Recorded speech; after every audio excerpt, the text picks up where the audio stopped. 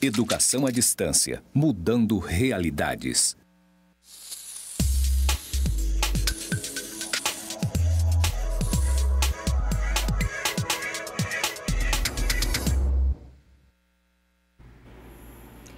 Olá a todos, voltamos mais uma vez para dar continuidade aqui à aula de ontem.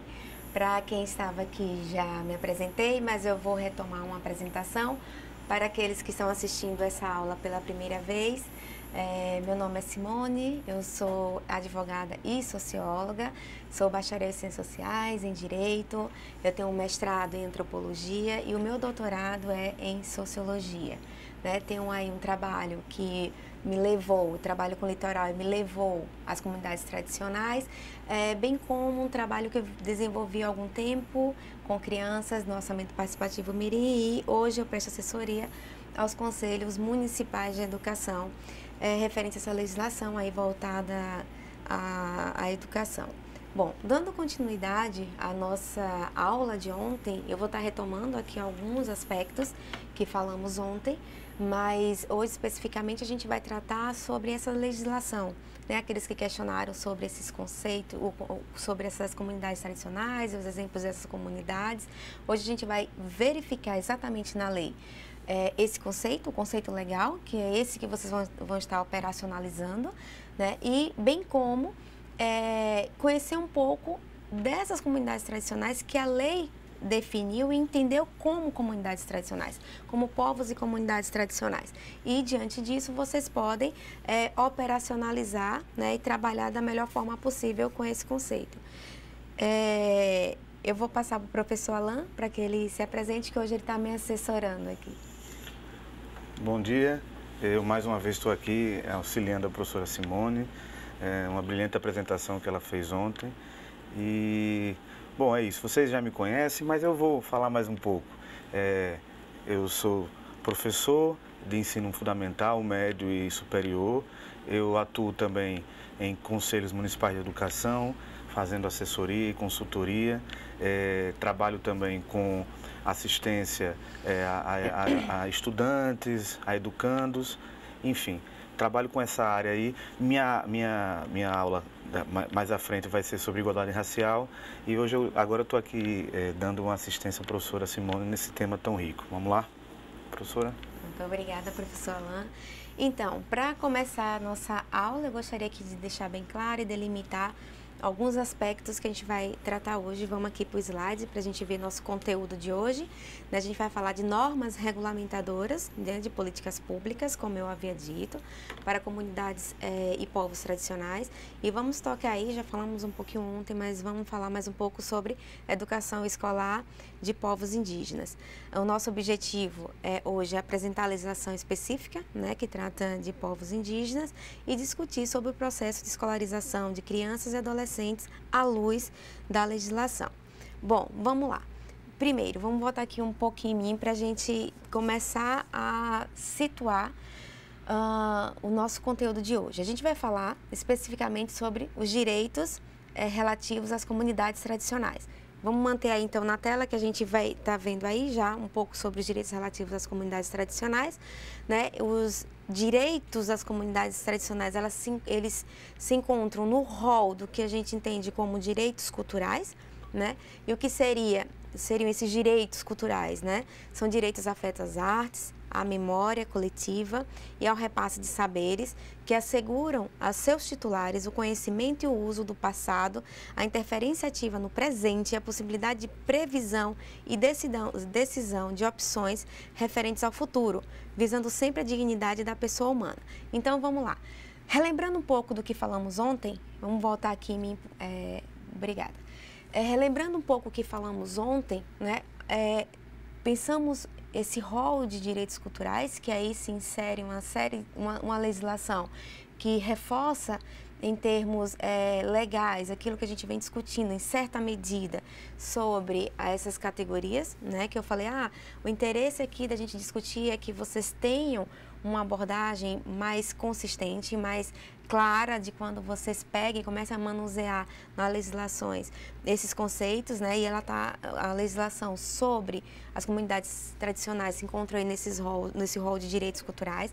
Quando a gente fala de direitos culturais, não é necessariamente o entendimento geral que às vezes se tem de que o direito se faz com base na cultura ou de um direito voltado ao acesso a manifestações folclóricas ou atividades artísticas, tá? Mas é necessariamente o rol de direitos daquele que fala dos direitos afetos às artes, mas a memória coletiva, o passado e o direito. E aí eu chamo muita atenção de vocês, que é exatamente esse direito daquilo que já havíamos comentado antes, de estar na definição dessa própria comunidade, na possibilidade dessa própria comunidade, assegurado a ela, por lei, a definição de sua manutenção e das decisões referentes ao seu futuro. Cabe a ela. E aqui eu gostaria de fazer um alerta a vocês, que eu deveria ter feito isso ontem, que é exatamente em relação ao uso desses termos. Como eu falei, a gente faz um uso científico desses termos, esses termos eles chegam à legislação, mas isso não pode ser, em hipótese alguma, uma forma de imposição a essas comunidades. Eu vou dar aqui um exemplo a vocês. Suponha que eu chegue a uma comunidade indígena e, de repente, essa comunidade se autodenomine tribo, por exemplo. Eu sou da tribo tal. Eu, como conselheiro tutelar, eu como um agente externo, eu tenho que reconhecer essa denominação que, embora seja criticada e debatida no âmbito da ciência, como uma forma de entendimento e denominação dela. Eu não posso, em hipótese nenhuma, dizer não se chame disso, não se chame daquilo. Eu vou dar um exemplo a vocês de uma situação que eu passei no desenvolvimento de uma pesquisa no litoral. Eu tinha um contato com determinados grupos de pescadores, e esses grupos de pescadores, no início da minha pesquisa, eles conseguiam dizer claramente e com toda a sua emoção e toda a sua relação com aquele ambiente, isso de uma forma muito simples, da forma como eles se entendiam e eles diziam isso. Essa área passou por um processo de desapropriação, houve intervenção de vários agentes públicos e, digamos assim, agentes de promotores com igualdades sociais, e quando eu volto a essa comunidade eu já não tenho mais um discurso muito natural de reconhecimento, mas um discurso pautado em uma série de conceitos que já não mais conhecia aquela comunidade. Eles utilizavam o tempo todo a minha identidade, né, o meu reconhecimento com essa área, que não era aquilo que eu ouvia antes, não era aquilo que eles se falavam sobre ele. Né? Então, muito cuidado com o uso desses termos, muito cuidado com essas coisas, porque quando a gente vai ao campo, a gente vai ao encontro desse público, a gente vai ao encontro desse público e com respeito a esse público, e não na imposição de conceitos, categorias ou formas corretas, entre aspas, de agir que está no âmbito científico ou legal. Essas comunidades, elas se conhecem, essas comunidades, elas sabem quem elas são, e a gente vai lá para conhecê-las, não para mudar seu entendimento de vida, não para mudar sua concepção de sociedade ou de relacional. Né? Eu queria só atentar a isso, porque eu já acompanhei situações em que as pessoas impõem a essas comunidades alteração na autodefinição, no seu autoentendimento. Então, muito cuidado com isso, até porque é assegurado por lei, e a gente vai ver que cabe a ela, né, esse autoentendimento. Não cabe a nenhum outro agente, seja para melhorar ou piorar, porque é uma concepção ainda nossa de melhoria ou de diminuição ou melhoria de alguma situação. É um entendimento nosso. Quando ela se autodenomina de determinada forma, é uma autodenominação simplória e capaz de, simplória na nossa percepção, mas capaz de determinar aquilo que ela se compreende. Com relação a esses direitos culturais, onde é que esses direitos culturais eles se inserem? Tem um debate aí muito grande que ele se inicia ali na Constituição de 1988. Estaria ali sendo o marco inicial dessa legislação? Por que há esse debate? Vejamos. Uma relação direta que fala sobre comunidades tradicionais, a gente vai encontrar lá no ato das disposições constitucionais e transitórias, e não no corpo, né, digamos assim, da Constituição, né?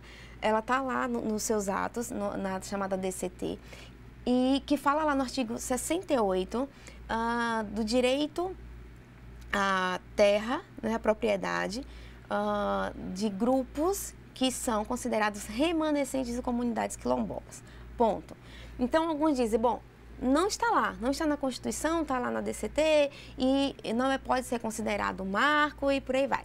o grupo que considera que há sim um marco ali na Constituição faz referência, eu vou voltar aqui nos slides com vocês, faz referência ao artigo 216 da Constituição, que diz o seguinte: constitui patrimônio cultural brasileiro os bens de natureza material e imaterial, tomados individualmente ou em conjunto, portadores de referência à identidade, à ação, a memórias dos diferentes grupos formadores da sociedade brasileira, nos quais se incluem, aí tem as formas de expressão, os modos de criar, fazer e viver, as criações científicas, artísticas e tecnológicas, as obras, objetos, documentos, edificações e demais espaços destinados às manifestações artísticos, culturais, os conjuntos urbanos e sítios de valor histórico, paisagístico, artístico, arqueológico, paleontológico, ecológico e científico.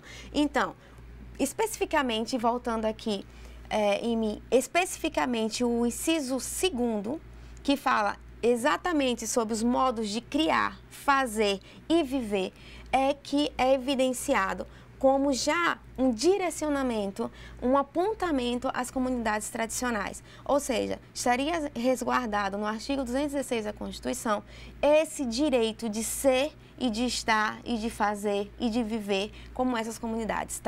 Estaria ali a garantia da manutenção desse modo de viver. Obviamente que isso demanda uma série de outras legislações para que você operacionalize isso, mas é um indicativo constitucional, né, dessa possibilidade. Acerca das legislações infraconstitucionais, aí a gente já começa a falar de uma legislação que ela está abaixo da Constituição e que ela serve a essa operacionalização. Né, a gente tem o decreto 27 de dezembro de 2004, né, que criou a Comissão Nacional de Desenvolvimento Sustentável das Comunidades Tradicionais. E a finalidade era estabelecer a política nacional de desenvolvimento sustentável das comunidades tradicionais. Lembram-se quando eu falei ontem, né, para quem está assistindo a segunda aula de uma forma, está acompanhando a aula certinho, lembram-se quando eu falei ontem que uma das características dessas comunidades era exatamente o aspecto do manuseio do ambiente de forma sustentável. Então, por que isso é importante? Exatamente porque é um dos aspectos que ensejam a legislação infraconstitucional e que aponta uma unidade entre esses grupos. É exatamente esse o principal aspecto que inicia ali a legislação infraconstitucional e o desenvolvimento da operacionalização legal, né, dessas comunidades. Então, a partir daí, abre-se um entendimento muito grande. Esse decreto ele foi alterado em 2016, porque ele fala em desenvolvimento sustentável de comunidades tradicionais e depois foi inserido o termo povos tradicionais, né? Mas é exatamente a ideia básica de que vamos formar uma comissão, né, para que a gente, junto com esses povos, e aí a gente vai ver ainda nessa legislação como são definidos, quem são esses povos, né? Como a gente pode garantir a manutenção, né, desses grupos juntamente com essa forma de ser que é sustentável, que não nos serve apenas para a manutenção dela, mas como um exemplo também para os demais grupos de como viver de forma sustentável.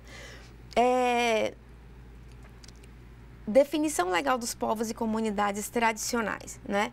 Bom, a gente tem aí foi exatamente isso que eu chamei a atenção para ontem. Eu vou explicar um pouquinho, falar um pouquinho sobre cada grupo, mas eu vou pedir ao diretor que segure aí nos slides, porque eu vou falando, mas pode manter a tela aí no slide. Bom, o que acontece aí? Eu tenho uma definição desses povos, né, atendendo ao questionamento de ontem sobre quando foi pedido, professora, defina aí esses povos, né, fala um pouquinho aí desses povos, né, e a ideia era exatamente trabalhar esse artigo 3º da lei, que especifica claramente quais são esses povos. Então, eu tenho aí os povos indígenas, né, que aí não resta dúvida, e aí são os mais, aqueles que se atenta mais, né, quando se fala povos tradicionais, geralmente a gente evidencia povos indígenas e comunidades quilombolas. Bom, então temos aí no inciso 1º, temos os povos indígenas, as comunidades quilombolas, temos povos e comunidades de terreiro e povos e comunidades de matriz africana, né? Temos ainda povos ciganos, né? E aí a gente tem todo um debate sobre a questão, não necessariamente territorial, mas territorial também, né? Mas a questão de serem povos que estão aí transitando e como garantia de direito à educação da criança, uma série de outras coisas. Temos aí os pescadores artesanais, né? Temos os extrativistas e aqueles outros que eu trabalho especificamente são extrativistas costeiros e marinhos, né? Temos ainda os caiçaras que equipara-se aí a figura do extrativista de litorâneo, né? Mas aí na região do Paraná. Temos ainda aí os faxinaleses, né, que é aqueles que trabalham no sistema de faxinal, que é exatamente aquela ideia de uso comum da terra na produção animal, né? Então você tem grupos ali que estão, que têm suas propriedades, mas que com relação a criação de animais, essas áreas elas são todas liberadas, então o animal ele é solto para pastar, para beber água, seja lá em que terra for, não tem, digamos que não tem fronteira para os animais, as fronteiras são estabelecidas nas propriedades de cada faxinalês, mas em relação aos animais, né, não tem nenhum tipo de limitação, eles transitam por toda a área, né? Você tem esses faxinaleses, eles ocupam muita região sul e principalmente ali a região do Paraná. Temos aí as benzedeiras, né? Os benzedeiros, que são grupos que têm toda uma relação com a terra, uma relação mística com as plantas, né? Que retiram da planta não uma simples planta, mas uma planta que carrega toda uma espiritualidade e toda uma possibilidade de mudança dos benzedeiros, assim como os raizeiros, aí pulando os ilhéus, mas os raizeiros também, né? Os raizeiros também no cerrado, né? A gente tem essas figuras que lida com a raiz e tem todo um cuidado com a planta, o que já denota e já dá a ideia para a gente desse cuidado, né, com o meio ambiente, com a natureza, né? Afinal, eles tiram da raiz, eles tiram não a sua sobrevivência econômica, mas a sua sobrevivência humana, de saúde, de vida mesmo, né? Os raizeiros. Tem aí os gerazeiros, né, que corresponde exatamente a esse grupo do estado de Minas Gerais, da região chamada de Gerais, né? São esses, os gerazeiros, seria na região de Cerrada, né? Do norte de Minas Gerais, que eles se encontram. Temos aí os catingueiros também, os vazanteiros, que é aquele grupo que trabalha com a sazonalidade, né? Eles trabalham especificamente no momento em que há o vazamento, a vazante do rio, né, que ocorre, eles plantam e cultivam naqueles lugares. Os veredeiros, né, que é o tipo de trabalho exatamente nas veredas, né, que é um tipo de vegetação típica do Cerrado. Né? A gente tem muitos grupos aí para pensar.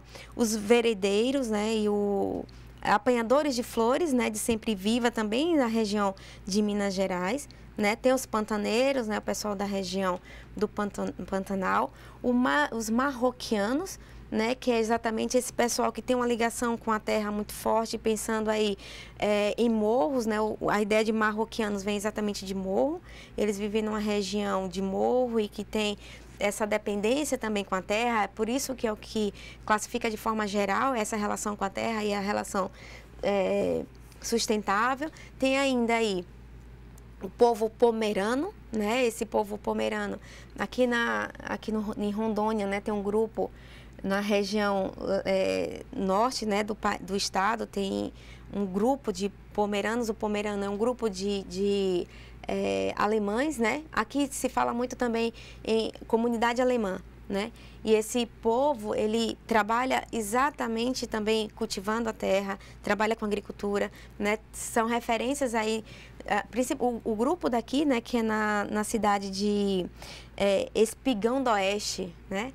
E Espigão do Oeste é considerada aí uma das cidades referência, né, na agricultura, na pecuária, desenvolvida exatamente por esse grupo que vivenciam isso.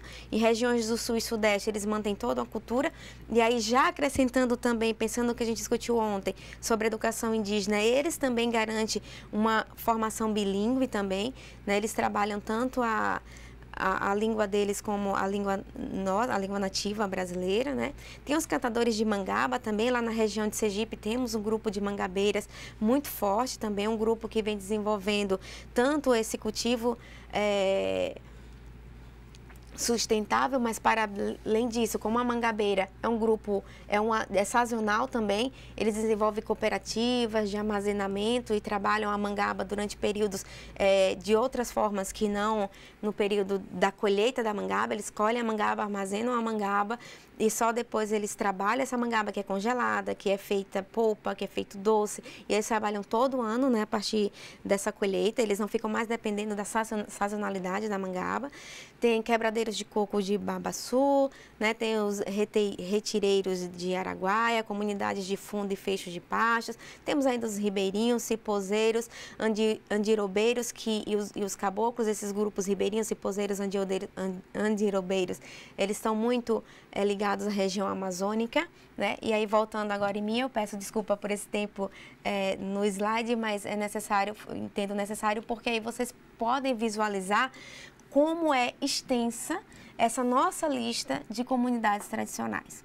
Né? Quando falamos em comunidades tradicionais, a gente não se refere especificamente a essa denominação relativa apenas a quilombo índios, né? Mas você tem uma gama de atores aí sociais que desenvolvem atividades voltadas ao sustento, né, ao seu próprio sustento, atividades que garantem o sustento de sua família.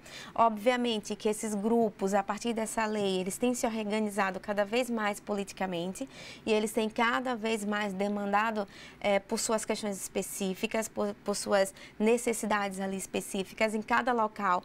E eu indico a vocês que vocês entrem um pouco depois na internet, procurem um pouco sobre cada grupo desses, vocês vão conhecer um pouco de como eles vivem e, para além disso, e é muito enriquecedor, né, que vocês vão entender como, o que eles demandam, quais são as principais dificuldades deles. Ontem, na resposta de vocês, tinha muito essa relação e o cuidado de que como abrir uma comunidade, como aceitar determinadas inovações sem que você perca nessas características mais tradicionais, né? E alguns povos têm muito a ensinar. Se vocês vão lá olhar o Pomerano, eles têm muito a ensinar, por exemplo, em relação a isso, mas tantos outros grupos e como eles lidam com isso, né? As escolas nas comunidades pomeranas, por exemplo, elas tem esse cuidado, né? Eles fazem atividades que remetem muito à tradição deles, né? Você vê grupos indígenas, você acompanha também grupos que reforçam o tempo inteiro a sua identidade, o que permite determinados elementos de inovação, mas sempre reafirmando a sua cultura, né? Aspectos, e principalmente aqueles aspectos que são positivos, né, de sua cultura. E é muito importante, assim, eu digo a vocês que deem uma olhada e depois aí dê um feedback aí pra gente se vocês conheciam todos esses grupos, né? Muitos eu sei que encontram aqui na região norte, na região amazônica, a Amazônia é legal. Dê um retorno aí pra gente se vocês já conheciam algum desses grupos, qual aquele que chamou a atenção de que vocês nunca tinham ouvido falar, porque de fato a legislação é muito recente e foi uma inovação, né, no sentido de garantir a esses povos o direito à terra, de repente financiamentos específicos, demandas específicas, né, que em algum momento estava sendo, não estava sendo possível ser proposto, ser pedido exatamente porque não tinha esse reconhecimento, né, desse grupo como uma identidade, né, como um grupo que carrega essas características e tem a possibilidade, né, e teria essa possibilidade de garantir uma condição de vida dentro no âmbito das suas tradições, né? Essa legislação ela traz essa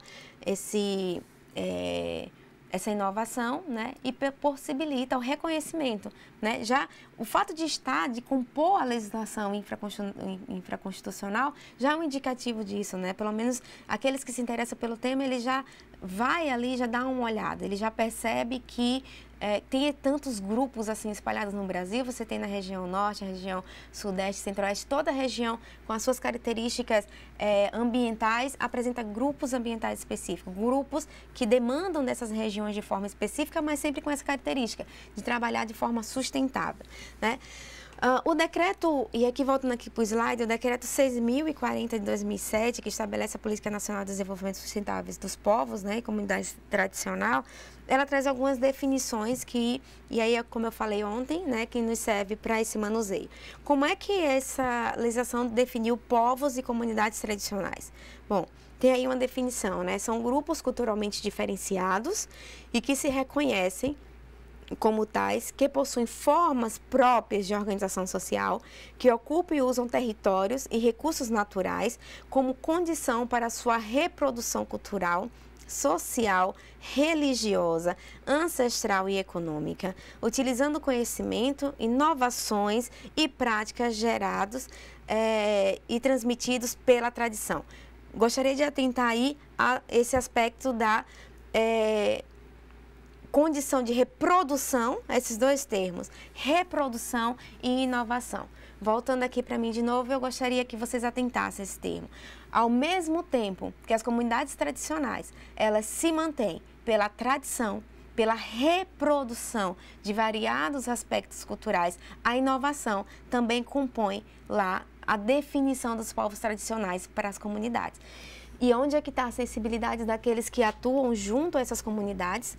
Exatamente em saber em que momento isso demanda um cuidado maior, em que a comunidade deve se atentar, né, especificamente a essa inovação, em que medida essa inovação acaba ali de algum modo questionando a tradição, colocando em xeque algum elemento cultural de transmissão, mas que ele não é de forma alguma algo a não ser colocado em possibilidade, tá?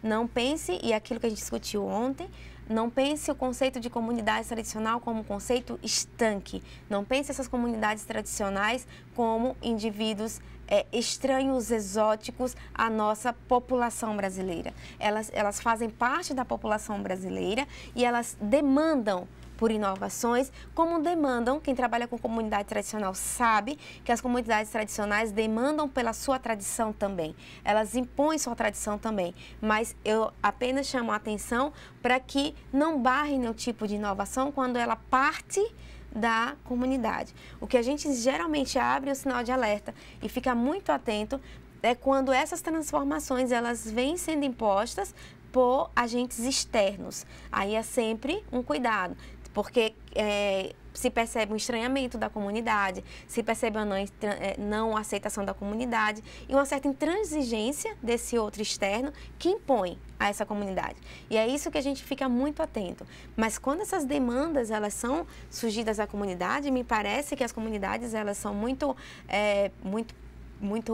digamos assim, ativas, né? Elas são muito efetivas quando se diz que elas devem manter essa cultura.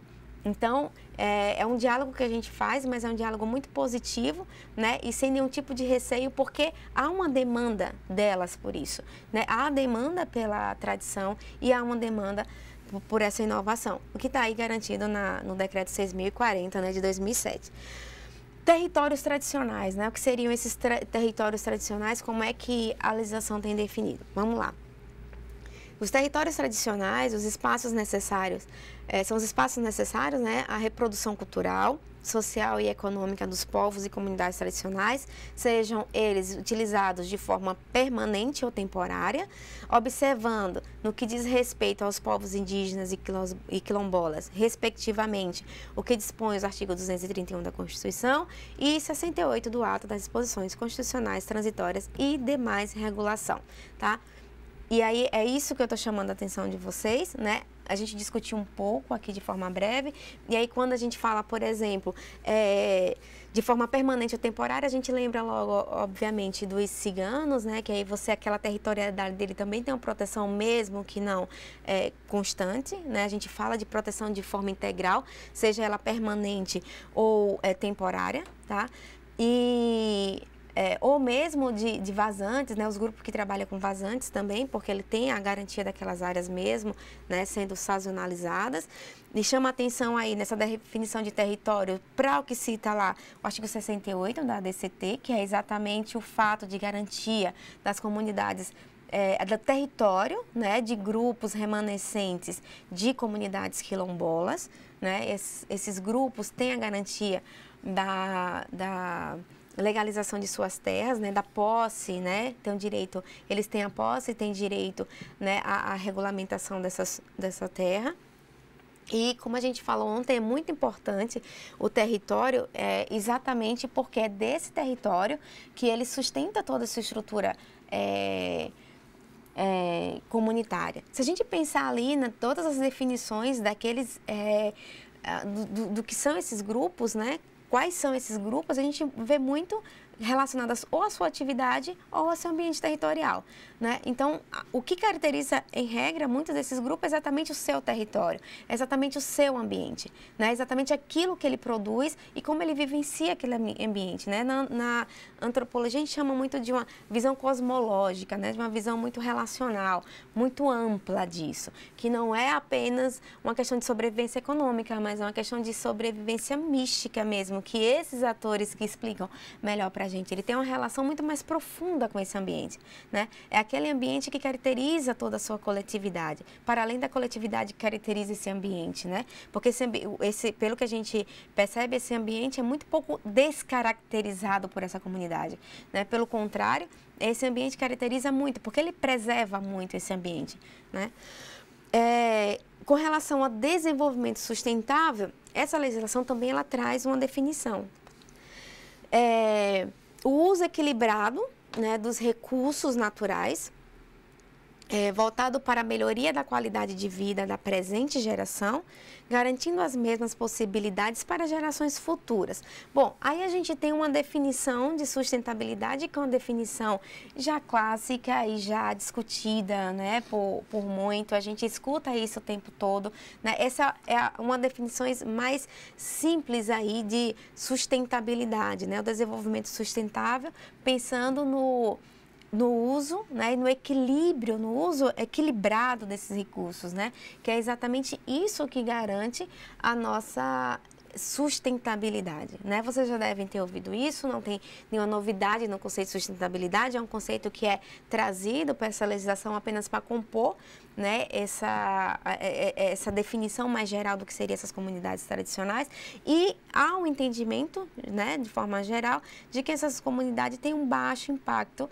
né, no ambiente que ela vivencia, o que seria exatamente a definição de sustentabilidade.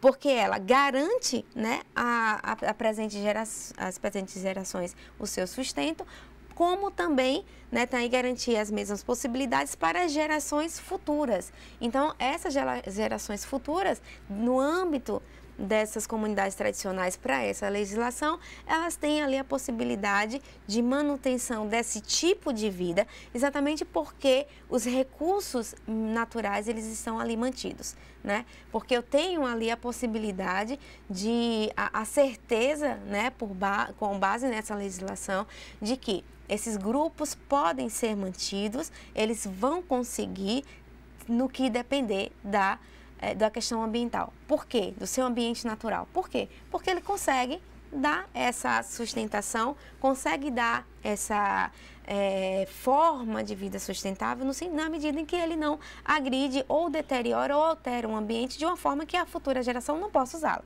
Ela vai estar garantindo ali, né? Por isso a importância dessa discussão e por isso a importância de se discutir as questões tradicionais e trazer um pouco ao debate. Eu vou passar aqui para o professor Alan para ele contribuir aqui um pouquinho com a discussão.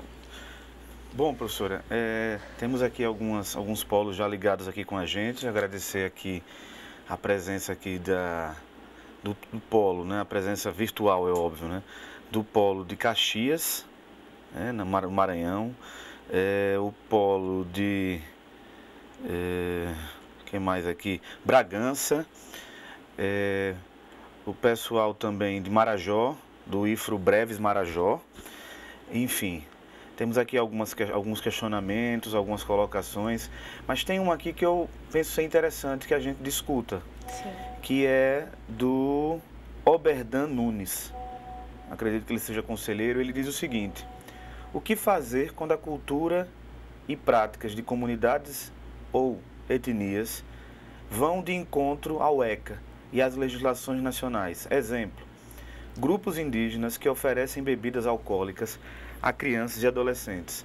Bom, Berdan, eu vou tomar a liberdade aqui de conversar um pouco sobre isso pela professora, porque eu tenho um pouco de entendimento disso aqui.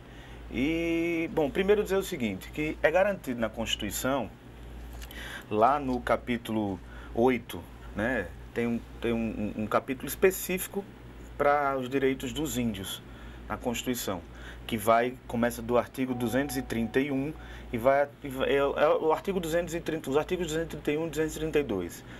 O primeiro artigo diz o seguinte, ó: são reconhecidos aos índios sua organização social, costumes, línguas, crenças e tradições, entre outras coisas. Então, o que eu quero dizer com isso é o seguinte: obviamente que, resguardadas as verificações corretas, legais, de que se essa ação de oferecer bebida alcoólica às crianças, ela é um costume e pode ser, existe uma etnia indígena aqui no Acre que eles têm por hábito produzir uma bebida fermentada chamada caiçama. E essa caiçama, ela é feita de batata e macaxeira, e aquilo ali tem um significado muito próprio, que acaba sendo com uma forma de alimentar. Aí você tem a versão forte da bebida, que eles chamam de bebida forte, que essa é oferecida só para os adultos, né? E uma versão mais fraca, que é oferecida para as crianças. E isso tem um significado. Isso não é um propósito de alcoolizar as crianças. Não tem esse propósito. Isso tem um propósito, uma significação e serve até de alimento, em certa medida. Isso tem estudos demonstrando isso. Se você pesquisar sobre isso, você vai ver, eu não me recordo agora o nome da etnia, mas existe sim uma etnia que tem uma bebida chamada caiçama, ou caiçamá, né? Que é uma bebida fermentada, né? Alcoólica fermentada, e que o intuito não tem nada a ver com relação a algum tipo de alcoolismo. É um significado muito particular da etnia e que, assim, isso é um costume.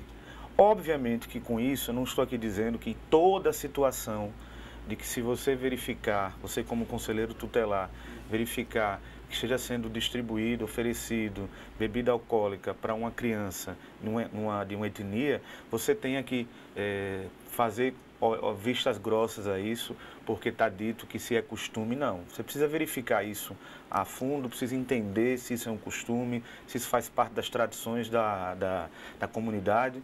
Se isso não for o caso, aí sim você pode tomar algumas medidas, certo? Mas é bom que se deixe muito claro. Precisa ter uma investigação muito correta, muito própria, para perceber se isso faz parte de costumes ou se isso é uma coisa fora de costumes. Porque se for costume, está garantido na Constituição que eles têm o direito desse tipo de costume. A gente não pode interferir, ok? Então, acredito que para essa pergunta, acho que a resposta é por aí. Não necessariamente ipsilíteres ao que eu disse, porque é exatamente como eu estou dizendo, né? Existem situações e situações, aí precisa verificar. Mas eu trouxe aqui um exemplo para você de que, no caso dessas etnias lá do Acre, você tem sim o oferecimento de bebida alcoólica para crianças indígenas e isso não se constitui numa afronta a qualquer tipo de mecanismo do ECA ou de qualquer outra lei ou normativa, porque isso faz parte de um direito originário dos índios, que é, no caso, de direito aos seus costumes. Isso é um costume. Não é, professor? Eu acredito que sim, é por aí, né, a situação. Uhum. Não, é perfeita a colocação, eu não teria a acrescentar. É exatamente isso, é isso que a gente vem chamar a atenção. Eu acho que é essa. Eu acho que tanto a pergunta foi muito interessante como a resposta também, porque só evidencia aquilo que a gente está tentando destacar. E às vezes quando vocês colocam a forma como vocês estão compreendendo e essas dúvidas, é interessante porque a gente esclarece aquilo que a gente se propõe aqui. Que é exatamente, quando eu discuto e falo de comunidades e povos tradicionais, eu estou falando respeito a culturas. Eu estou falando e chamando a atenção, por isso que entra um debate transversal aí na formação de vocês, que é extremamente pertinente, porque vocês vão trabalhar com grupos mais variados possível, e a gente não não deve ir a esses grupos com as nossas, munidos de nossos conceitos, foi aquilo que eu chamei a atenção, munido de nossa legislação, né? Munido de nossa percepção de mundo, né? Munido de nossa legislação qual, né? Temos várias legislações no Brasil, como por exemplo, se a gente tem o ECA que protege a criança e dá várias referências ali de como deve ser o tratamento em relação à criança, a gente tem tantas outras que garantem, por exemplo, a cultura desse povo, a cultura e o modo de ser desses grupos. E é isso que a gente está exatamente aqui chamando a atenção, né? É pertinente sua pergunta, nos faz esclarecer ainda mais de que quando vocês estiverem nesse ambiente, vocês atentem a essa dinâmica, né? Para aqueles que mais curiosos e que tenham mais interesse, se vocês fuçarem um pouquinho no Google sobre antropologia, entender um pouquinho o antropólogo, a figura do antropólogo, quando ele chega numa comunidade, né, que ele chega como um estranho e ele quer entender essa comunidade, ele vai ler essa comunidade, ele vai entender essa comunidade. É mais ou menos isso que a gente faz, que eu tento passar aqui, né, para que vocês cheguem nessa comunidade olhando para eles, né? Se você chega numa comunidade, e aí eu vou usar um autor chamado Norbert Elias, e você não estranha essa comunidade, é fato de que essa comunidade já não tem lá esses elementos tradicionais, pensando você ser dessa sociedade, né, que a gente tratou ontem. Já é um fato aí de você estranhar. Suponha lá que você chega em uma determinada comunidade e você encontra esses meninos bebendo cerveja de uma marca tal, tomando essas crianças, né, tomando uma cachaça da marca tal, que não faz parte daquele grupo, que não tem nada a ver com o processo cultural daquele grupo, que nada tem a ver com... Mas suponha que foi, sei lá, um madeireiro que levou, não sei, alguém que levou que não faz nem parte daquele grupo e aqueles meninos estão lá. Sabe? Vocês vão ter essa sensibilidade de perceber. É exatamente saber como aquilo chega, né? Porque se é gerado na própria comunidade, já é um ponto muito positivo para aquilo que o professor Alan chamou a atenção, né? Que é parte cultural deles, né? Por que eles fazem aquilo, né? Se tem todo um processo cultural que envolve determinadas práticas, né? E qual a consequência disso para a criança? Quando a gente fala de consequência para a criança, é sempre muito discutida. A gente entra numa série de debate que a gente precisaria aqui de muitas aulas para a gente definir, mas deixo a dica aqui também para vocês pesquisarem depois, que quando a gente fala em determinadas práticas culturais que levam a sofrimento, que levam a dores, que levam à morte, inclusive, aí você entra numa seara de um debate que para a gente aqui seria muito alongado. Aí a gente entra num debate muito amplo, que é até que ponto, o debate é exatamente esse, até que ponto essa cultura ela vai sobrepor ou vai estar no limite da legislação brasileira. Porque aí eu já estou falando de algo extremo, né? E aí eu convido a vocês depois também a aprofundarem esse debate, como está lá nos objetivos gerais dessa disciplina, exatamente aqui, despertar vocês. E aí foi importante essa pergunta porque me fez lembrar para despertar vocês a uma pesquisa sobre isso. Busquem, tem autores, você tem definições da ONU, você tem definições legais, né, do Estado brasileiro, você tem entendimentos, né, doutrinários, você tem entendimentos de sociólogos, antropólogos que tratam da questão e discutem exatamente o limite disso. Quando isso fere, quando isso machuca, quando isso prejudica, quando isso mata, como é que deve ser estabelecido? Né? Você tem correntes que defendem que, no âmbito da cultura, que se deixe, outras correntes que determinam que dentro do Brasil, dentro do território brasileiro, você tem um limite legal dessas práticas, mas é um debate, né? Está aberto, né? Cabe aí uma discussão, é preciso a gente avançar nessas discussões, esses debates são muito recentes, né? A gente precisa avançar nessas discussões, mas fica aí para que vocês atentem. Já pegando aí um ensejozinho dessa sua pergunta, da colocação feita pelo professor Alan, a gente já muda aqui um pouquinho a nossa aula, dando continuidade ao propósito, quer exatamente a gente falar um pouco dessas definições legais, né, onde a gente encontra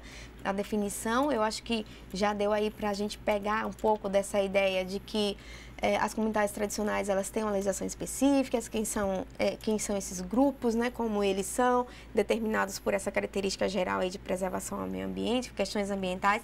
Ele chega na legislação por essa questão ambiental, da sustentabilidade, e aí agora a gente muda um pouquinho para a gente falar da educação indígena, né, e dando um foco, e foi a forma que eu encontrei da gente dar um enfoque maior, né, à questão indígena. Bom, a gente tem aí um slide falando sobre essa educação indígena, e eu trago aí o trabalho da Aracy Lopes da Silva, né, que explica que a dinâmica da sociabilidade no ambiente indígena apresenta processos de aprendizagem que são próprios, né? Veja, processos de aprendizagem que são próprios, por isso que eu falei que a pergunta foi tão pertinente, a colocação do professor Alan também, estabelecidos por cognições específicas, né, que relacionam aspectos cosmológicos, emocionais e sociais. A memória é um instrumento da oralidade que revela e sustenta a existência do grupo. Vejam, quando eu falo em cosmologia, quando eu falo em emoções, quando eu falo em social, isso está relacionado especificamente ao grupo. Eu não tenho como descrever uma emoção de um determinado grupo. Eu não tenho como explicitar para vocês uma cognição, como um determinado grupo percebe e entende determinadas coisas se eu não vivencio aquela estrutura comunitária. Eu não tenho como descrever isso para vocês. Eu só tenho como dizer para vocês que eles têm aspectos cognitivos distintos, né? Cada grupo desse resguarda para si um aspecto cognitivo distinto. Por isso que eu chamo a atenção para, coloquei aqui na educação indígena, mas que nos serve muito além do aspecto da educação, nos serve para o seu exemplo, né, para a gente pensar como que a gente trabalha com isso. Eles têm uma dinâmica muito própria. O que a gente tem que entender é se essa dinâmica ela é própria mesmo ou ela é externa, né, àquele grupo e está sendo imposta àquele grupo. É esse cuidado que a gente tem que ter, né? Mas as questões cosmológicas, né, emocionais, essas coisas são muito próprias do grupo. Eu não tenho como descrever para vocês. Eu posso dizer para você que eu sinto a emoção, por exemplo, quando eu vejo uma imagem de Nossa Senhora, por exemplo. Mas eu não tenho como caracterizar essa emoção para você, porque é sentida. Aquilo que a gente sente, a gente não caracteriza. Eu posso dizer para você que eu sinto a emoção. Como essa emoção, não tenho como descrever. Não tem como a gente descrever como esses grupos se relacionam com a Terra, como eles se emocionam, como eles se sentem, como eles entendem, né, essa terra. Mas é preciso que você perceba isso, que eles têm uma forma específica disso, né? A gente tem aqui, por exemplo, como a própria Ângela Nunes chama a atenção, que as brincadeiras são condutoras da possibilidade de reconhecimento de si e do outro. Vamos lá. Quando a gente fala de grupos indígenas, dentro desse processo, a gente também tem uma forma de especificação, né, de esclarecimento de como, da forma como eles aprendem, né? E a brincadeira é uma dessas formas, né? Muitas vezes a gente não tem, né, uma frase muito interessante dentro desses estudos indígenas, que é muito importante para a gente perceber essa coisa da audição, né, e da visão, né, que caracteriza tanto, né, esse pequeno índio, né, que ele aprende olhando, ele aprende ouvindo, né? É dentro dessa caracterização que é tão importante, né? Tem estudos que eu posso disponibilizar depois para vocês, né? Tem uma pesquisadora da Universidade de São Carlos que ela trabalha exatamente com crianças indígenas, ela faz antropologia da infância, que é bem interessante para a gente pensar um pouco isso. E ela diz, eu escutei uma vez de um índio que ele dizia, a criança sabe tudo e ele sabe muito pouco. Mas ele sabe tudo, sabe muito pouco, por quê? Ele sabe tudo porque ele ouve de tudo e ele vê tudo e ele aprende com o que ele vê e o que ele ouve. Mas o pouco que ele sabe é exatamente dada a condição dele, né? A condição, se ele tem 2, 3 anos, ele vai ver e ouvir, entender aquilo que a condição de 2 anos dá. Se ele tem 4, 5, 6, ele vai ouvir no âmbito daquelas condições, né? Veja, eu tenho aqui mais alguns slides para a gente falar mais especificamente sobre a legislação, mas o tempo agora ele está se esgotando. E aí eu vou fazer o seguinte, eu vou falar um pouquinho da atividade, da tarefa de vocês, e quando a gente voltar, a gente fala um pouquinho, que eu acho que ela vai acabar linkando aqui, que é exatamente especificamente sobre esse direito da criança, e a gente vê aqui, eu separei alguns trechos da LDB, da Lei de Diretrizes e Bases da Educação Nacional, para a gente ver especificamente o que trata, e junto a isso a gente fala um pouquinho da nossa tarefa, que a nossa tarefa é o seguinte, eu pedi aí para vocês, eu vou pedir para o professor Alan também enviar para vocês. Eu pedi para que vocês verificassem no ECA, no Estatuto da Criança e do Adolescente. Vocês vão fazer isso bem rapidinho. A gente vai disponibilizar aqui pelo grupo, vocês vão pegar o Estatuto da Criança e Adolescente e vão dar uma olhada ali rapidinho. Vocês podem até pesquisar, por causa do nosso tempo, eu não indicaria muito isso em outra situação, mas vocês vão dar uma pesquisada lá sobre, bota lá indígena e vocês vão fazer uma pesquisada lá e vejam lá o que é diferente no caso de crianças indígenas que o ECA traz. Não é muita coisa assim específica, não, vocês vão ver lá e manda aí pra gente discutir um pouco o que é que vocês encontraram lá no Estatuto da Criança e Adolescente que diferencia da criança que não está no ambiente indígena, da criança indígena. O que ele traz de especial? O que é que você, na sua prática, vai ter que observar diante de uma situação dessa? Né? Verifiquem lá. Você conseguiu enviar?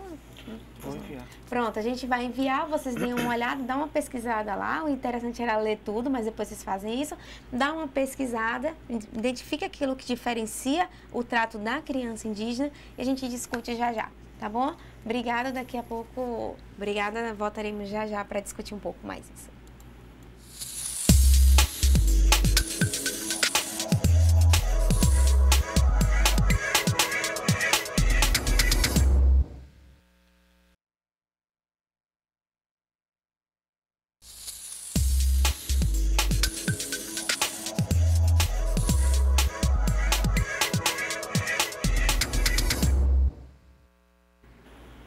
Pronto, então vamos lá, voltamos aqui para continuar com a nossa aula. Vocês conseguiram aí fazer atividade, eu já recebi aqui algumas respostas e aí eu vou fazer o seguinte, eu vou dar uma continuidade aqui na minha aula enquanto o pessoal está ali respondendo ainda e a gente retoma já as respostas, tá? Até porque o pessoal ainda está fazendo, é o tempo aí que vocês conseguem concluir e enviar a resposta para a gente discute um pouquinho a tarefa.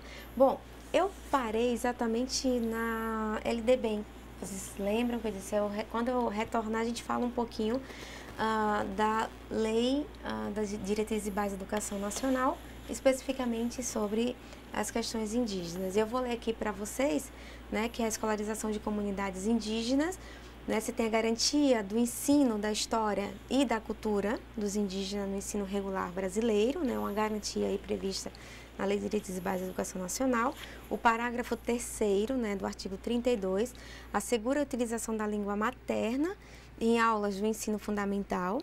Regulação de educação escolar indígena cabe ao Conselho Nacional de Educação, então você encontra lá uma série de resoluções, como a Resolução 3, né, de 1999, que estabelece as diretrizes nacionais para o funcionamento das escolas indígenas no país, né, e você sempre é atento quando se fala em educação indígena, é uma percepção ampla, né, que aí você insere inicialmente a família e posteriormente a escola, quando se fala em escolas indígenas.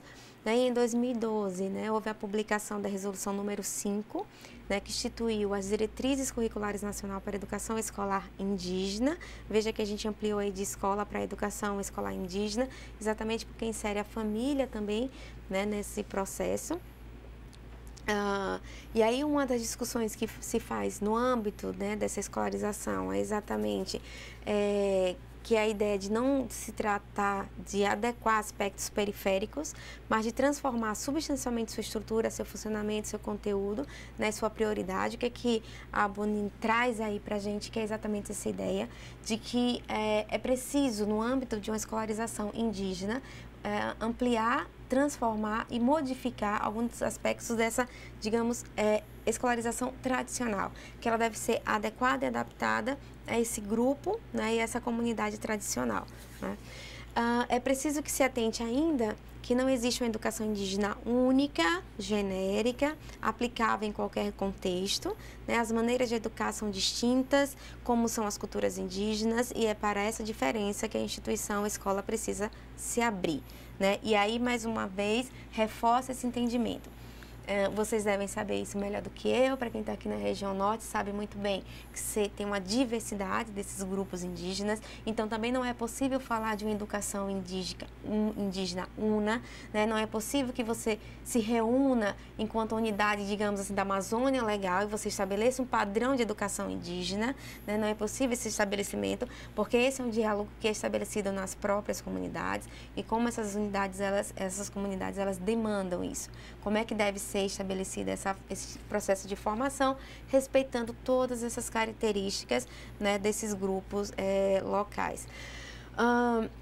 Quais são os principais problemas, né, que se encontra aí, que está na literatura? Você tem a dificuldade no reconhecimento das diferenças culturais existentes entre os conselheiros tutelares e a população tradicional assistida, o desconhecimento da legislação que impõe atenção diferenciada às crianças provenientes de populações tradicionais e a ausência de políticas públicas voltadas, né, para esse grupo específico, desconhecimento das demandas específicas de crianças e adolescentes por parte de agentes do poder público que acabam por ignorar as especificidades das populações tradicionais e, principalmente, a dificuldade em promover ações que possibilitem melhorias na condição de vida das crianças e adolescentes em seu contexto cultural, sem perder de vista os seus fundamentos, né, os direitos fundamentais legais, né, instituídos. E aqui eu já aproveito, né, considerando esses problemas aqui apresentados,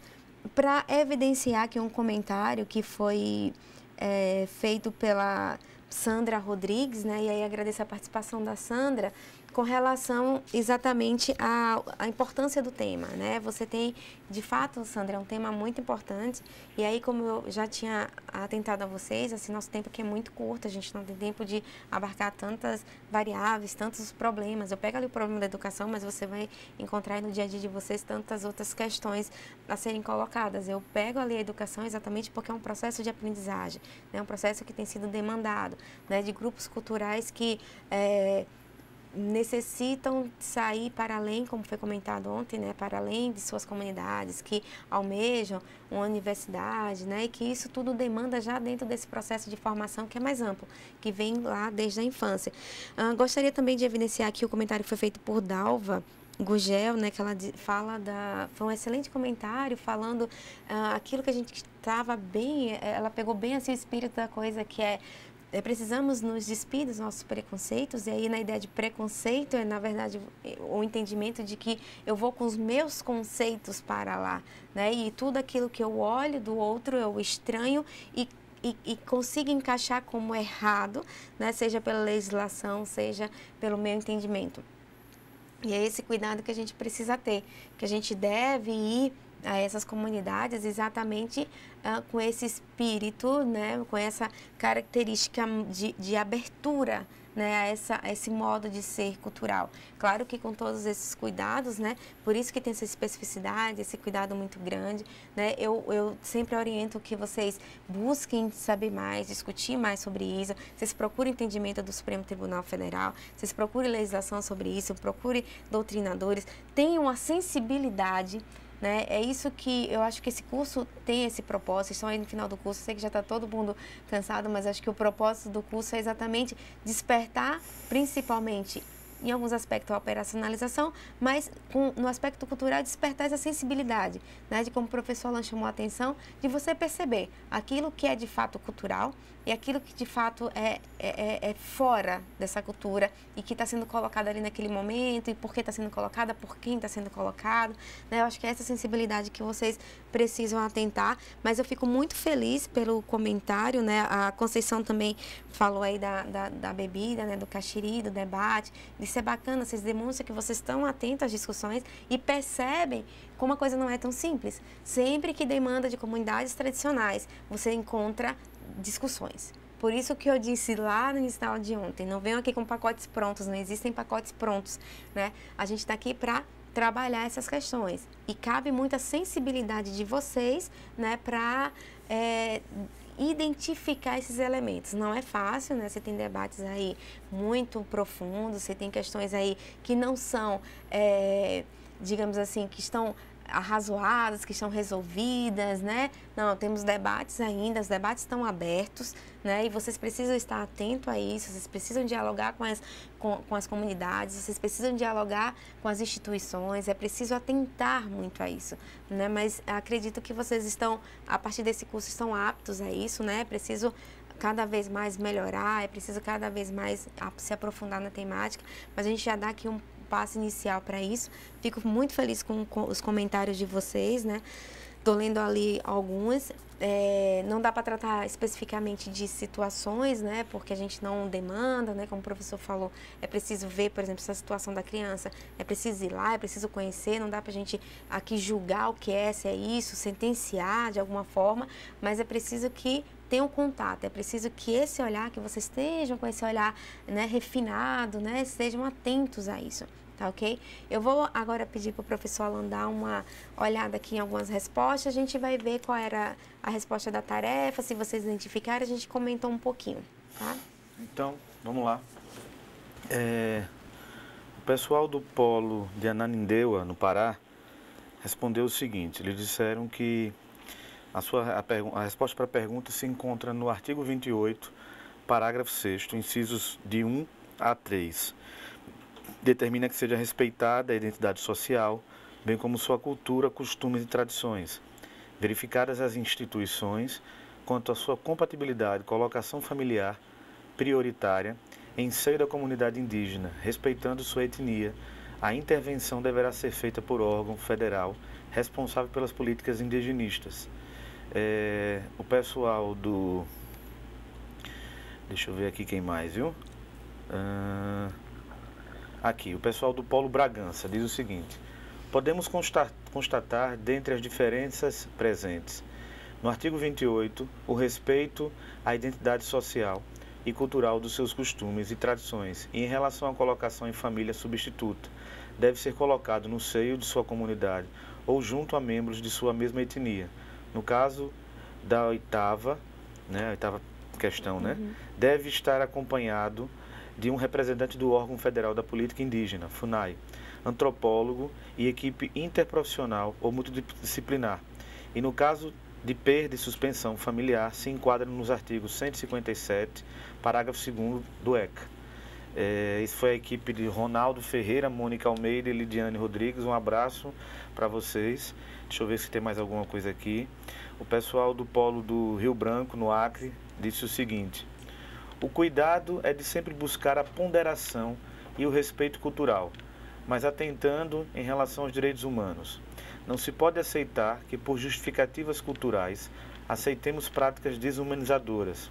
Neste caso, é importantíssimo ter um bom entendimento sobre a Declaração dos Direitos Humanos e dos Direitos das Crianças e dos Adolescentes. Este curso nos proporcionou um amplo e profundo conhecimento e entendimento sobre os direitos humanos e os direitos das crianças e dos adolescentes. Acreditamos que estamos num caminho mais humanizador e respeitoso às diferenças tão ricas e comuns à nossa raça humana. Mais um comentário aqui.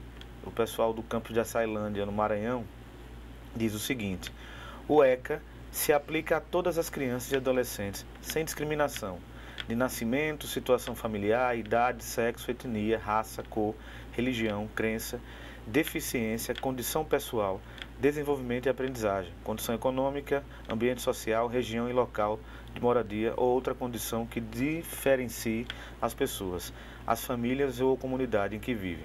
Então, cada política deverá trabalhar essas especificidades. Isso é o que o ECA vem deixar claro, que todos devem ter seus direitos resguardados. Então, a Solange, a Marlúcio, o Fabrício, o Edilson, a Maria, a Rosângela, a Benilda, a Irlete e a Raimunda, obrigado pela participação aqui de vocês, do Polo de Açailândia, no Maranhão. Deixa eu ver se tem mais alguém aqui. Aqui, só mais um, professora. O pessoal do Barra do Corda, lá no Maranhão, a Catiele, a Lauane, a Luana, a Maria Antônia, a Cícera, a Dávila e a Maria Dina, ou Diná, e a Ellen. Nos termos do artigo 28 do ECA, o pessoal está tudo apontando para esse artigo 28, viu, professora? Do ECA, são 3 as modalidades de colocação em família substituta. Seria a guarda, tutela e adoção. Entendo não estou entendendo isso aqui, tratar da tutela, porque, embora possível sua utilização para garantir o direito à convivência familiar, a maioria das crianças indígenas em situação de risco não possui bens que reclamem o cuidado patrimonial por família substituta. A adoção desses menores por famílias não indígenas acarreta irremediável ruptura cultural, o que significa não apenas um prejuízo ao desenvolvimento psicossocial do menor, como também uma perda irreparável para a própria comunidade indígena, que deixa de ter consigo um dos seus, entre parênteses, parentes.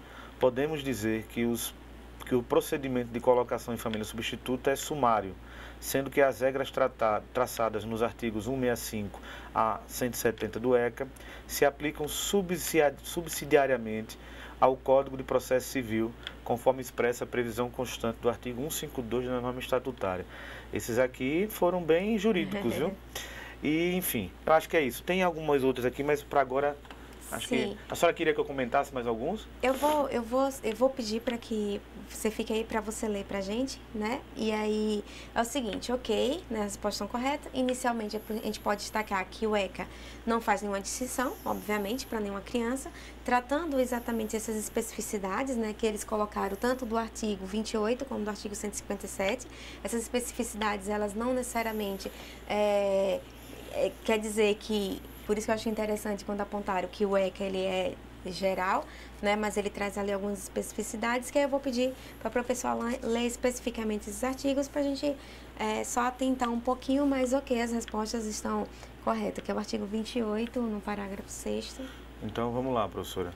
O artigo 28 do ECA diz o seguinte: a colocação em família substituta far-se-á mediante guarda, tutela ou adoção, independentemente da situação jurídica da criança ou do adolescente, nos termos dessa lei. Aí a gente vai aqui ao parágrafo 6º e diz: em se tratando de criança ou adolescente indígena ou proveniente de comunidade remanescente de quilombo, é ainda obrigatório, inciso 1, que sejam consideradas e respeitadas sua identidade social e cultural, os seus costumes e tradições, bem como suas instituições, desde que não sejam incompatíveis com os direitos fundamentais reconhecidos por esta lei e pela Constituição Federal. Inciso 2. Que a colocação familiar ocorra prioritariamente no seio de sua comunidade ou junto a membros da mesma etnia. E inciso 3.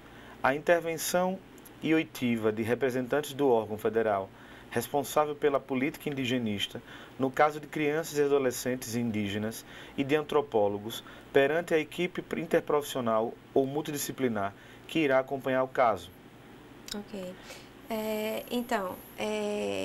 Bom, e aí só reforça, né, aquilo que a gente vem discutindo, na necessidade de manutenção nesse processo de escolarização, lembrando lá que o decreto atenta, né, a família, né, as resoluções do Conselho Nacional de Educação também, atenta a família como essa base inicial de formação da criança, né, e aí você não pode ter uma ruptura, né, você vai prioritariamente levar essa criança para o seio de uma família de seu grupo étnico, né, que tem essas características societárias e não fora dele, porque se entende que é nessa primeira infância esse primeiro contato cultural e a primeira forma, né, de você estabelecer, que a gente lá na sociologia se chama de contato primário, nessa forma primeira que você tem de estabelecer a sua formação identitária. Né? E é nesse momento que o artigo 28 traz para a gente, né, e deixa aí bem claro, né, que é preciso colocar numa família que seja exatamente desse mesmo grupo, né? Respeitando toda a sua condição, né? Respeitando toda a tradição e entendendo principalmente que é nesse momento inicial que ela estabelece suas primeiras relações aí de afetividade emocional, cosmológica, desenvolvimento cognitivo com essa comunidade. Se ela sai, né, desse ambiente, ela perde, né, uma série dessas características, tá? Eu vou pedir agora para o professor Alan ler o artigo 157, parágrafo 2º. Parágrafo 2º?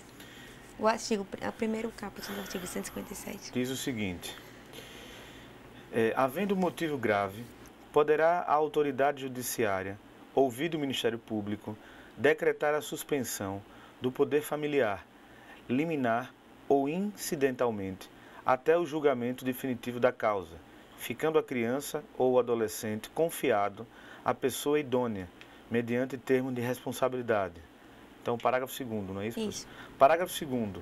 Em sendo os pais oriundos de comunidades indígenas, é ainda obrigatória a intervenção junto à equipe interprofissional ou multidisciplinar, referida no parágrafo 1º deste artigo, de representantes do órgão federal responsável pela política indigenista, observado o disposto no parágrafo 6º do artigo 28 desta lei. Foi o que a gente acabou de ler, né?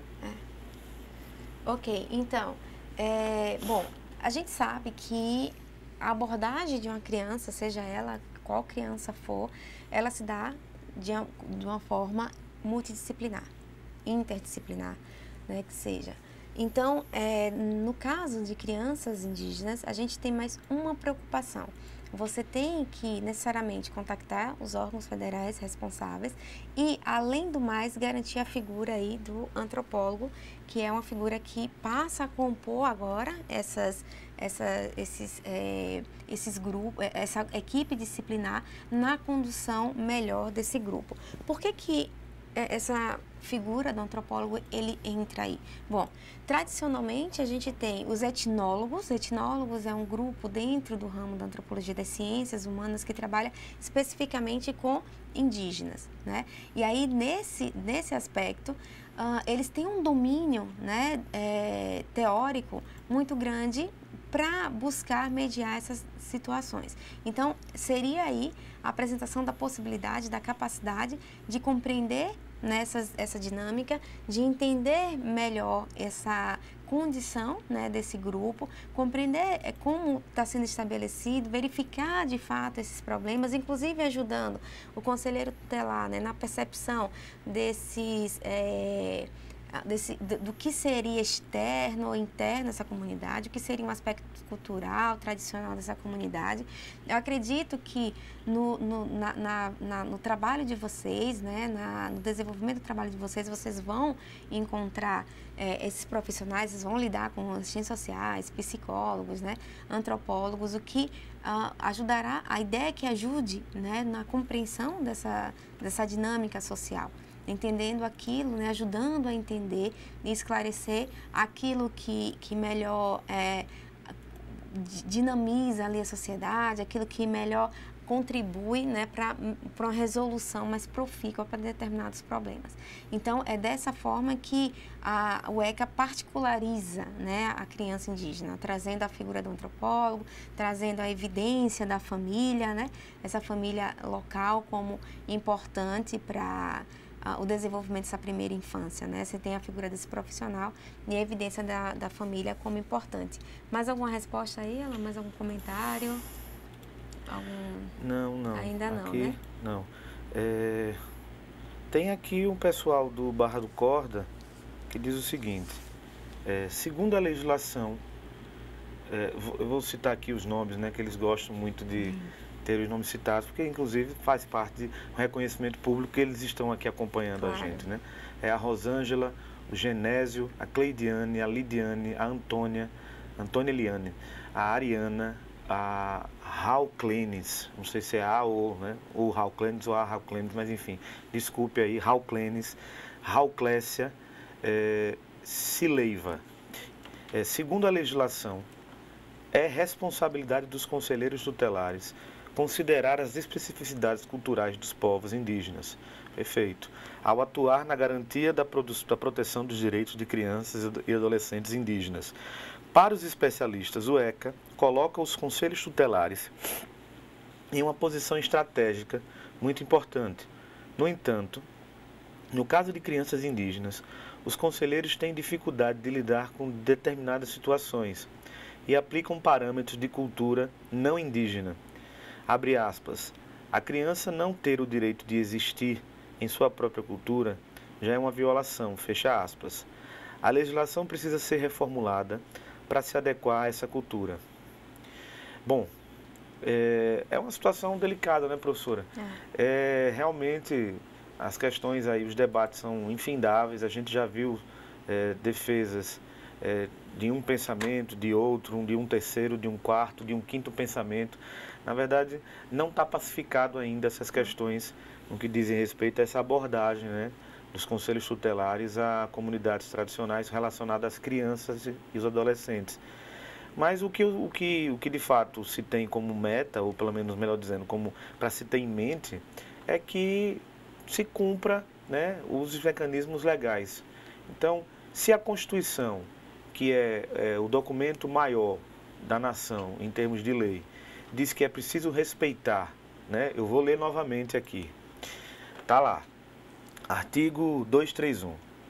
São reconhecidos aos índios sua organização social, costumes, línguas, crenças e tradições, e os direitos originários sobre as terras que tradicionalmente ocupam, competindo à União demarcá-las, proteger e fazer respeitar todos os seus bens. Então, me parece que é o seguinte, se a Constituição, que é a normativa maior que temos, né, que é a lei maior que temos, ela estabelece que a gente tem que reconhecer, né, os costumes indígenas, me parece que qualquer discussão que venha a ser travada nesse âmbito, ela precisa partir daqui.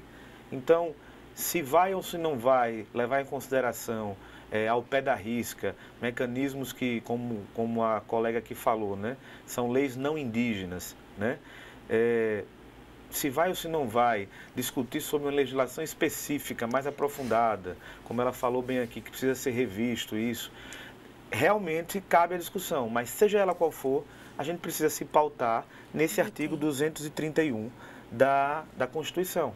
Portanto, me parece ser claro e sem nenhum tipo de abertura para discutir, de que os costumes indígenas, eles precisam ser respeitados. Agora, de fato, que costumes são esses? Até que ponto a gente pode chamar de costumes? O que são os costumes?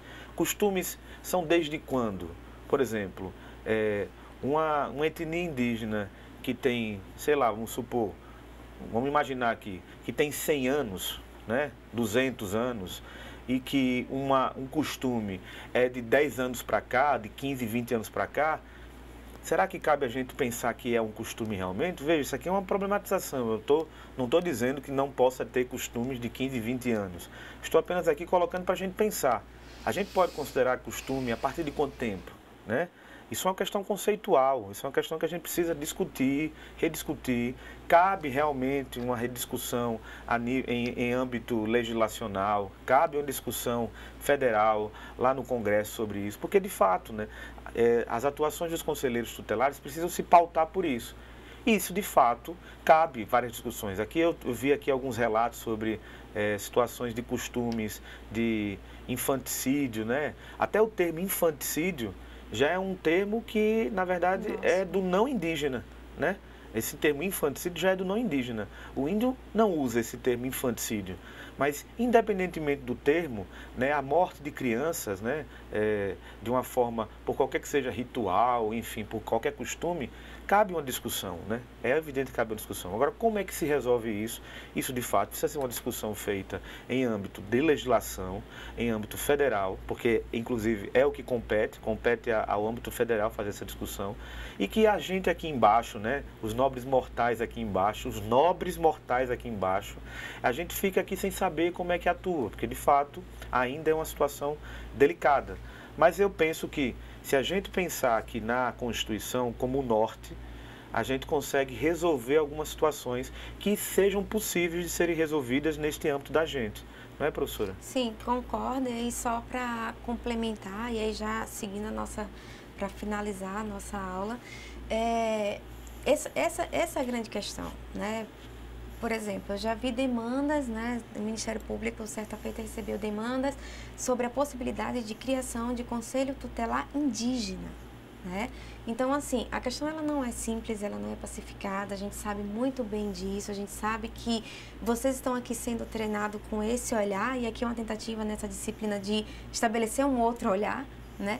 Mas os termos, como o próprio professor Alan chamou a atenção, de infanticídio é um termo nosso, nem sempre a comunidade que pratica isso para ela não é um crime na contextualização que a gente coloca, né? Então isso é sempre muito delicado, né? Não estou aqui mensurando valores, mas estou colocando a problematização, que não é simples, né? Que cabe aí a vocês, e eu deixo muito esse alerta para que vocês busquem isso. Imagine a necessidade de vocês ter que estabelecer um conselho tutelar indígena, né? Com legislação indígena, com tudo montado pelos indígenas, né? E a gente tem que ter muito cuidado também.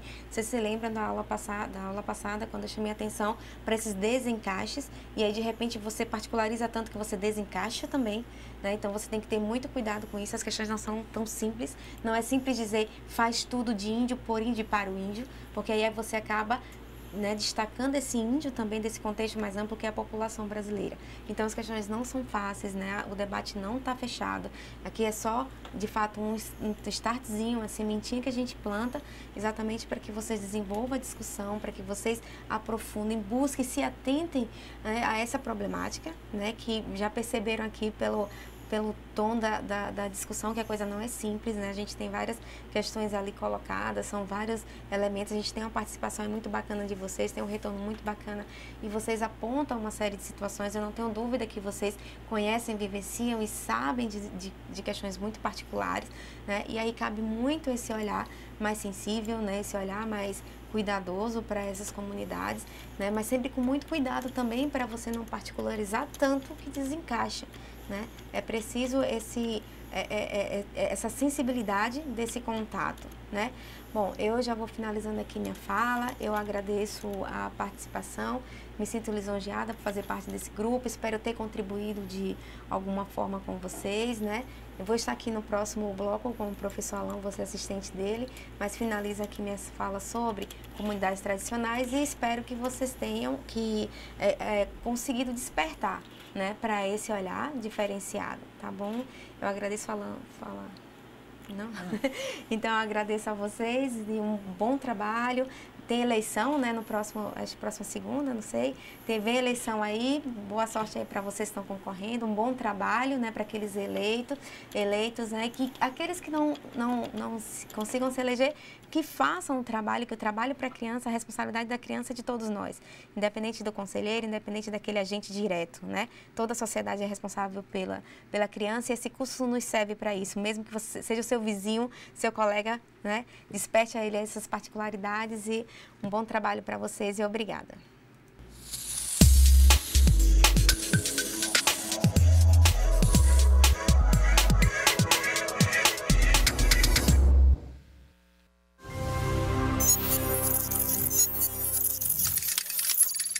Educação à distância, mudando realidades.